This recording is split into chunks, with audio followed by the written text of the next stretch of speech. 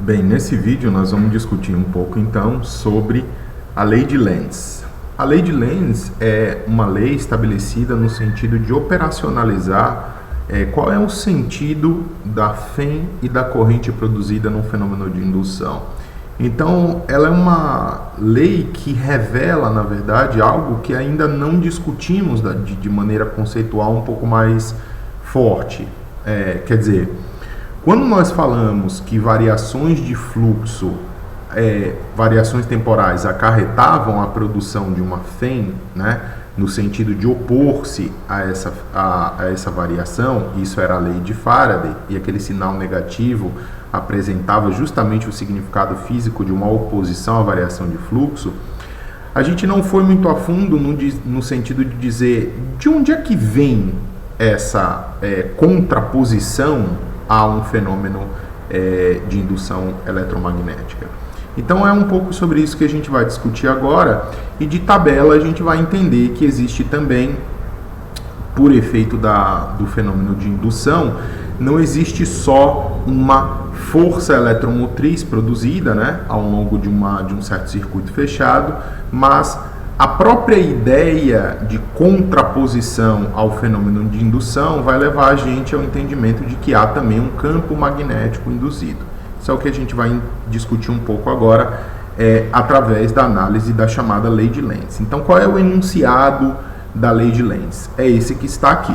Então, o sentido de qualquer efeito de indução magnética é tal que ele se opõe à causa que produz esse efeito. Então, pode parecer que isso aqui é um estabelecimento de algo que já foi dito, mas não é necessariamente. Veja bem, então vamos tentar entender isso, né, do ponto de vista da análise de um problema, de um exemplo que a gente já colocou anteriormente, que foi o primeiro problema, o problema mais trivial, mais simples que a gente podia tratar, de um campo magnético no qual eu tinha uma certa espira fechada ligada a um galvanômetro e existia variação temporal do campo magnético colocado ali, embora não houvesse nenhum gradiente de campo no sentido espacial, né? Então, nesse caso, o campo era um campo uniforme, mas havia variação temporal, ou seja, à medida que o tempo ia passando, esse fluxo ia aumentando gradativamente através dessa área definida pela espira. Então, a gente viu esse problema, inclusive calculamos, né, qual era a fé induzida, a corrente induzida, etc. e tal. Então agora o que nós vamos fazer é tentar entender através da lei de Lenz o que é que de fato gera essa corrente, essa fé induzida.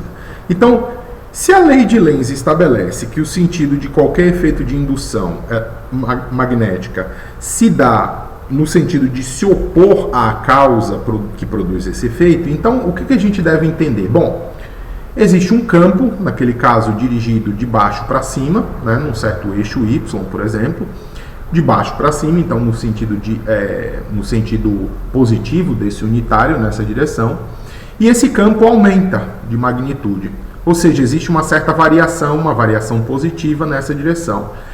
Então, qual é a contrapartida? A contrapartida é que deve haver, por essa variação, o surgimento de um contracampo ou de um campo induzido. Campo este que é de natureza, obviamente, magnética. Então, veja, do ponto de vista da lei de Faraday, a gente tem a correlação estabelecida entre o que de fato a variação do campo aplicado, a variação no tempo, né, do campo aplicado, proporciona em termos de geração de fém e de corrente. Mas aqui com a lei de Lenz você de fato tem a evidência do que é que de fato gera essa corrente e, portanto, está associada a uma força eletromotriz. Então, vejamos. Então, se a natureza opera no sentido de que se eu variei aumentando esse campo, né, nessa direção, então o que acontece é que a corrente que surge ao longo da espira, ela tem que ser uma corrente que é colocada no sentido de estabelecer um campo que é contrário a esse aumento de campo. Então veja que a direção do campo induzido o campo magnético, volto a dizer, né, como um efeito de contraposição, não é, de uma mesma quantidade física, tem que de fato se opor à variação positiva do campo nesse caso.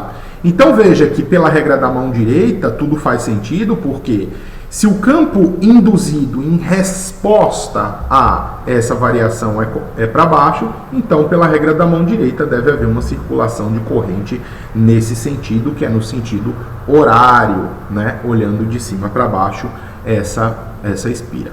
Então é justamente isso que está contemplado aqui nessa figura e é justamente aquilo que nós vimos anteriormente, com a adição de que agora nós saberíamos, por exemplo, indicar, dada uma corrente, qual é a direção do campo. E nós já vimos isso anteriormente, no capítulo anterior, que pela regra da mão direita, dado um sentido de circulação de corrente, você tem, obviamente, um campo magnético associado.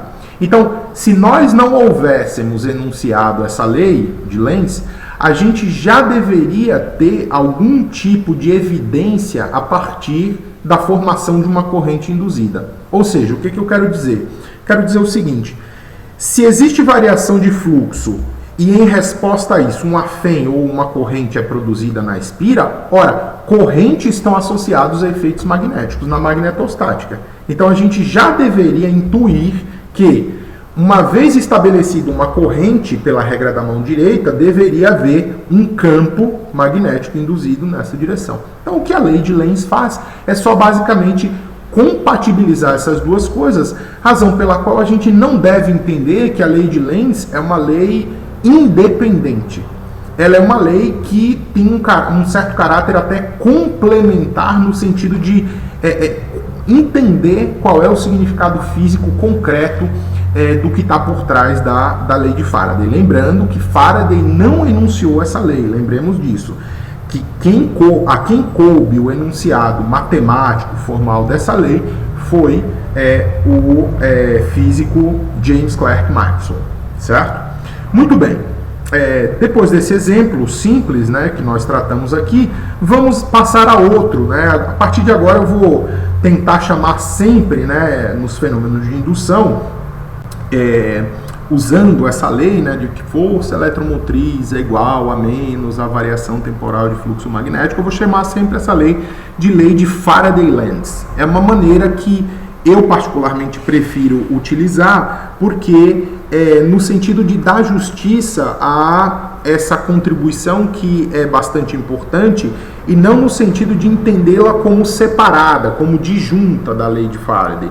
Na verdade, você pode entender a lei de Lenz à luz da lei de Faraday e saber também que a partir da lei de Lenz você pode ter também o estabelecimento da lei de Faraday. Então, uma surge, de certa forma, como uma espécie de subproduto, né, da outra, uma vez que você tenha estabelecido que forças eletromotrizes podem aparecer a partir da variação temporal de fluxo magnético.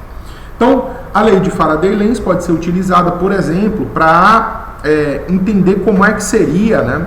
Seriam alguns experimentos que você pode realizar, que a gente pode realizar em laboratório. Se a gente quiser ter um pouco de sabor disso, dá para fazer esses experimentos aqui que estão apresentados nas figuras, utilizando aquela simulação do FET, que eu apresentei na aula passada. Mas a ideia central é de a gente, de fato, conseguir aplicar a lei de Lenz aqui. Então, nós não vamos calcular os efeitos, de fato, né? Qual é o módulo desse campo induzido, ou qual é o módulo da força eletromotriz ou da corrente. A gente só está interessado aqui em qualitativamente entender o sentido. Então vamos imaginar o seguinte: a gente já sabe pelos experimentos de Faraday, por todas as evidências empíricas que eu apresentei anteriormente, que se nós tivermos uma espira numa certa região do espaço e tivermos um certo campo magnético aqui, dado por um ímã permanente, ou um eletroímã, como nós vimos, e esse eletroímã estiver em repouso, ou se os dois objetos estiverem em movimento, não haverá efeito de indução nenhum. A gente já viu isso. A indução se dá sempre quando há movimento relativo entre o ímã e o objeto, ou o contrário, entre o objeto e o ímã. Então a gente apreciou um pouco tudo isso. Então aqui está em contexto algumas situações e a gente vai buscar entender os fenômenos de indução à luz da lei de Lenz. Então no primeiro exemplo a gente tem um ímã com um dipolo norte-sul, né, indicado dessa maneira, descendo com uma certa velocidade nesse sentido. Ora, se o norte encontra-se numa certa, nessa parte baixa, né, da figura e com a velocidade assim, o que a gente deve entender dessas linhas de campo? Ora, existe fluxo de campo magnético entrando, né, digamos assim, né, aumentando nessa direção e nesse sentido, né? Então, se o ímã está caindo, o fluxo, obviamente, através da área da espira, está aumentando nessa direção. Se o fluxo de fato aumenta nessa direção e sentido, qual é o efeito de resposta associado? Ora, deve haver então uma contrarresposta no sentido de um campo induzido, no sentido de se contrapor a esse aumento de campo para baixo, certo? Você pode apreciar isso vendo, de fato, a densidade de linhas de campo, né, que vão cruzar efetivamente essa área para apreciar qual é a magnitude, né, qualitativamente falando, do campo magnético nessa região. Então, a primeira coisa que a gente deve ver é pela lei de Lenz que o fenômeno de oposição se dá por um campo magnético induzido, nesse primeiro exemplo, nessa direção e sentido. Então, portanto, uma corrente nesse sentido aqui anti-horário, né, olhando de cima para baixo, anti-horário, deve ser colocada. Se nós invertêssemos a polaridade do ímã, né, o que aconteceria? Nós teríamos, ainda com a mesma velocidade, né, descendente, vamos pular da figura 1 aqui mais à esquerda para a última figura, abaixo, para a última figura à direita, desculpem. Então, nesse caso, o que a gente teria? Mesma situação de um ímã supostamente em queda livre, vamos imaginar assim, né? É claro, haveria então o quê? Haveria então uma variação de fluxo novamente. Mas dessa vez, como a gente sabe que as linhas de campo, de campo magnético, elas são sempre contínuas, não é? No sentido de que elas não emergem necessariamente de um lugar e vão para o outro, mas elas têm esse sentido de direção do campo do polo norte ao polo sul e seguidamente, né, continuamente, não se encerram em lugar nenhum. Mas, do ponto de vista do sul, a gente pode pensar num processo de convergência para ali, né? E claro, não só convergência para um ponto. Fica claro esse conceito aqui, porque a gente não está falando de monopolo magnético, a gente está falando de dipolo magnético. Então, o que acontece nesse caso é, o ímã está caindo. Se ele está caindo, claro, o que acontece as linhas de campo se dirigem para cima nesse caso, mas existe uma velocidade para baixo. O que acontece então é que essas linhas de campo ascendentes cruzam cada vez mais, né, essa área associada, então há uma densidade de linhas de campo bastante grande cruzando essa área à medida que o camarada desce. Então você tem o quê? Você tem um aumento do campo nessa direção, certo? À medida que o ímã desce, se eu invertir a polaridade. Então, se há um aumento de campo nessa direção, o que deve ocorrer? Deve haver um efeito de resposta na mesma direção e no sentido oposto. Então, haverá então um campo induzido nessa direção e sentido, de modo que você tenha uma corrente no sentido aí contrário, ou seja, no sentido horário, olhando de cima para baixo, certo? Os dois outros exemplos são exemplos de afastamento, né, que também compõem aí exemplos de estabelecimento de uma certa velocidade relativa e são bastante úteis também para a gente compreender. Mais uma vez, a gente vai tentar passar aqui relativamente rápido. Vamos então à segunda figura. Então nós temos o afastamento do ímã com o polo sul mais próximo da espira, linhas de campo, né, ascendentes nesse sentido. Então nós teríamos o quê? Nós teríamos uma diminuição do campo nessa direção, porque veja, a densidade de linhas que cruzam, né, essa área, então nós estamos falando de número de linha por unidade de área, à medida que o ímã se afasta, vai diminuindo, ou seja, a intensidade do campo vai diminuindo à medida que o ímã se afasta. Isso é intuitivo. Se o campo varia diminuindo nesse sentido, então deve haver um efeito de oposição a essa diminuição. Então deve surgir um campo induzido nessa direção e sentido.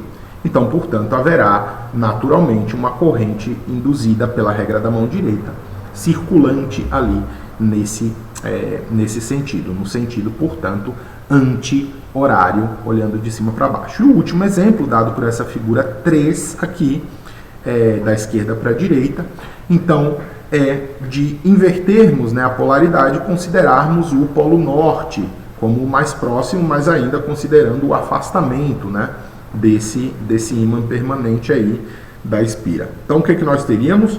Nós teríamos uma diminuição das linhas de campo à medida que o ímã se afasta, né, da densidade de linhas, portanto, campo reduzindo nessa direção. Se existe essa diminuição, o que acontece? Deve acontecer um efeito de oposição, ou seja, o campo deve aumentar nessa direção. Então, portanto, deve surgir uma corrente induzida no sentido horário.